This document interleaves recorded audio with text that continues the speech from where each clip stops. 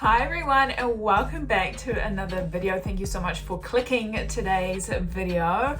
I'm nervous for today's video. It's a little bit different from what I've previously reacted to on my channel, but this is a guaranteed video request from Vlad. Thank you so much for sending this one through. I don't usually do like fighting videos usually, just because I feel bad for the people getting hit. Like I just can't, I just feel bad.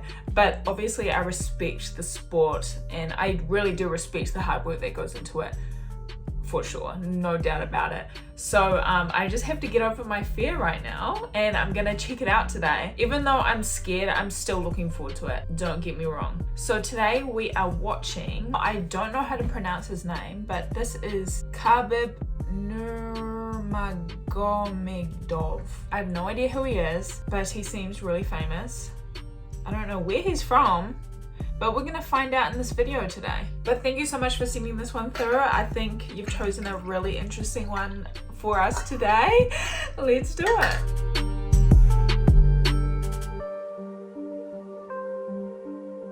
Oh, so this video is called Rise of a Savage.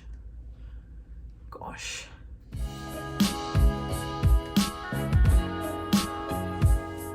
See what I mean? Oh shoot, this is kickboxing or MMA. While most 10-year-olds had their lazy asses plunked in front of a TV set playing World of Witchcraft or whatever, somewhere in the impoverished hills of Dagestan, a 10-year-old Khabib was out entertaining his comrades by rolling around in the dirt, grappling with a fucking bear. This video is just the type of meanwhile in Russia shit that can begin to explain why Russian fighters are typically tough as fuck and can at times have an almost haunting indifference to the prospect of gratuitous violence and just general savagery at the highest levels. But wrestling a bear sounds more brutal than it actually was. The reality is, the bear looks all cute and cuddly, and Khabib is just playing around. To get to the root of what really makes Khabib hard as nails, there are political, economic, cultural, and geographic considerations. A good starting point, though, is the Spartan training camp in which Khabib was basically raised. While developing his skills in the disciplines of wrestling, judo, and combat sambo, Khabib lived with 15 other boys, training twice a day in an unforgiving military-style training regimen overseen by his father, Abdulmanap. Now, whenever we hear of a fighter getting trained by his father, it immediately begs the questions, who is this guy and what are his credentials? Abdulmanap began training wrestling at the age of 8 as a powerful tool for self-defense and to instill discipline. At the age of 19, he joined the army.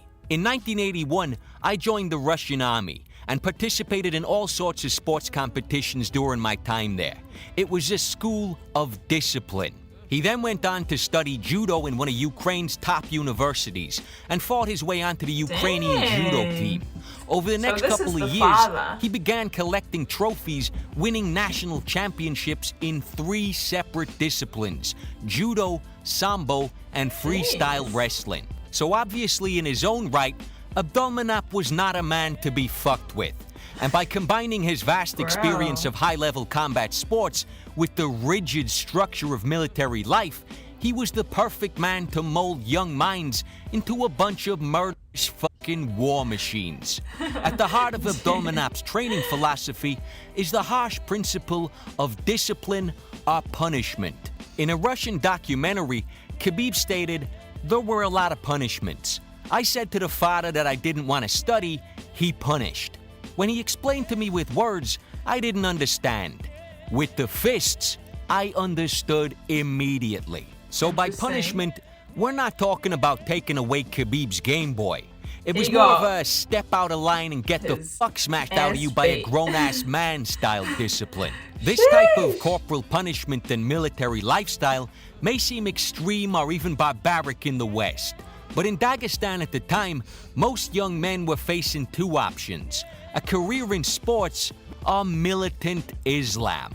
So if you go to career guidance in Dagestan, you might be getting a fucking death sentence. In the Western world, we have the privilege of peaceful parenting, but there's no doubt in my mind that Abdulmanap was coming from a good place. He was That's doing really everything in his power to equip his sons and students with everything they needed to deal with the harsh realities of the Caucasus. Having said that, even though that type of parenting is totally unnecessary in the West, when you look at some of the pathetic bullshit on college campuses these days, you almost wish you could stick some of these assholes in a container and ship them off to Dagestan to spend a semester or two with Abdulmanap.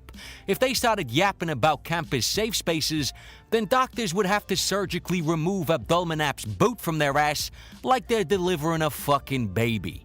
And the proof is in the pudding. Abdulmanap is regarded as the father of MMA in Dagestan. He's produced 20 Combat World Sambo champions, and at least 4 of his students have made it to the UFC.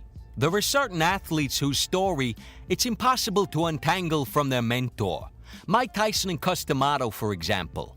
A big part of Tyson's success came from his reverence for the wisdom of his teacher and the humble acceptance that even in the face of enormous success, he was still the student. Well, Khabib very much has this reverence for Abdulmanap. It's shameful to offend the father or an elder. If you're punished, it means you deserved it. And it must be incredibly powerful when the man guiding your career and teaching you everything you know is also your primary motivation. After an emotional win over Abel Trujillo, Khabib stated, "My main motivation is my father. He invested a lot of time into me. He brought me up and made a man out of me. And his happy face after the fight is the best reward for me. I cannot let him down." Khabib has stated that his father always created the toughest conditions with the stated goal of either mentally breaking Khabib or driving him to reach that next level, constantly striving to improve. Now, say what you want about the methods, but that type of relentless striving is how you create one tough motherfucker with an unbreakable spirit and a work ethic that shits all over your regular, average, world-class fighter. To summarize that whole point, Khabib was simply bred to be a savage. It's not what he does, it's who he is. When Khabib was discussing the time he spent injured, he said the following: "It was like someone takes you and puts you in jail, like you were isolated." In other words, martial arts and violence is how Khabib relates to the world. Without it, he feels completely cut off from humanity. Every nation is a fighting nation, if you go back far enough. But in Dagestan, there's still blood on the soil. There's a brilliant article on Bloody Elbow describing the history of the region.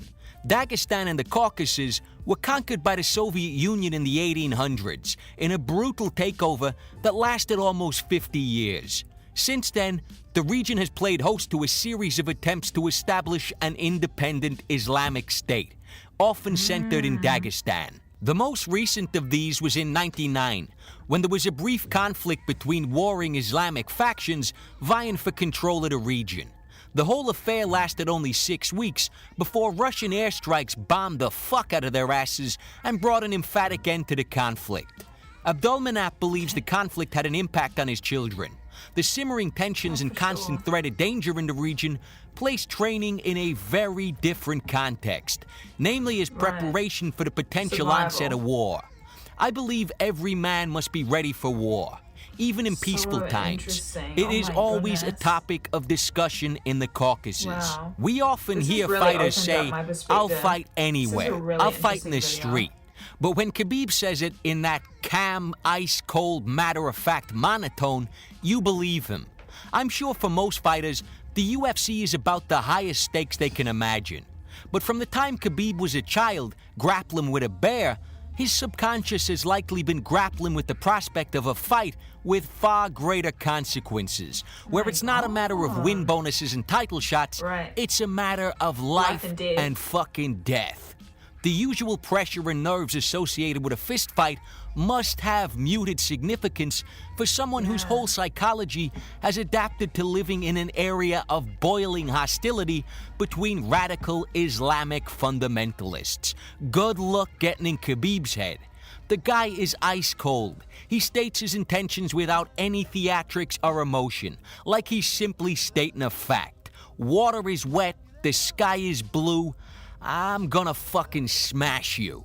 Can you imagine the build-up for McGregor versus Khabib? A lot was made of the confrontation heading into 205, but for me, a better summary of the two personalities were their post-fight interviews. Both were fucking glorious.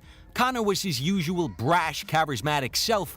Where the fuck is my other belt? $4 billion? Cheap motherfuckers. Khabib, on the other hand, was cool, concise, and supremely confident in the face of a hostile crowd. Beginning of year, he tap like chicken. End of year, he fight for title. There's only 6 million Irish. There's 150 million Russians. On the MMA Hour, John Kavanagh later replied, "It may be 150 million versus 6 million, but when that cage door closes, it's one-on-one." Perfect. No disrespect to Ferguson, but when you consider everything, the styles, a surgical striker versus a relentless grappler, the psychological warfare, a mouth that can decimate opponents versus an unbreakable will, the personalities, confident and overstated versus equally confident but understated. Khabib versus McGregor is my most anticipated fight for 2017. It is a glorious clash of two polar opposite titans of the sport, right in their fucking prime. Does not get any better. If you developed a photo negative of McGregor, you'd have a picture of Nurmagomedov, probably holding a fucking knife. The last thing I want to briefly touch on is the geography, religion, and culture of the region. In the documentary, Khabib stated, "We have grown up in such severe conditions, in mountains. Therefore, it is evident in our spirit. Compare 15 minutes in the cage to life in the mountains. Wow, it is incomparable." Abdulmanap has stated, "In my opinion, training deep in the mountains is an irreplaceable part of training. You simply cannot go 3 or 5 full rounds without elevation training."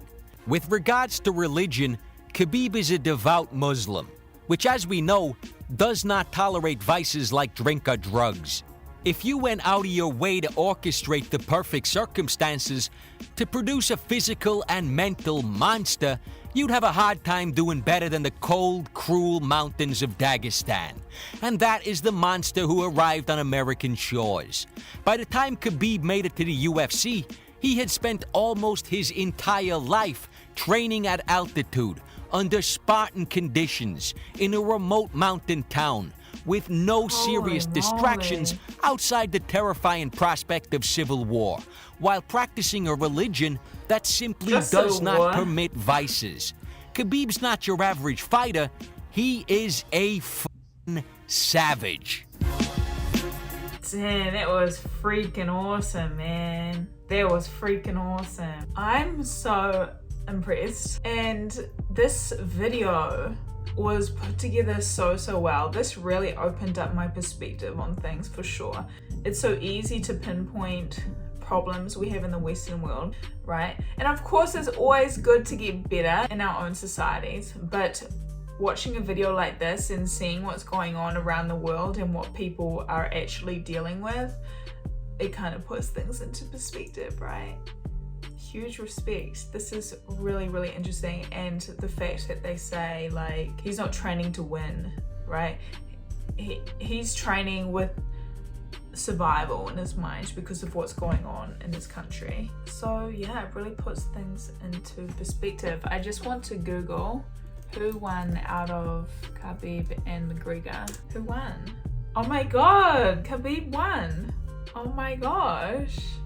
Holy moly, that is insane. Hold on, I think he's won. I don't know. You guys let me know down below, because I think they've had multiple different matches. Let me know down below. All right, so that was freaking awesome. We've got an introduction to Khabib now.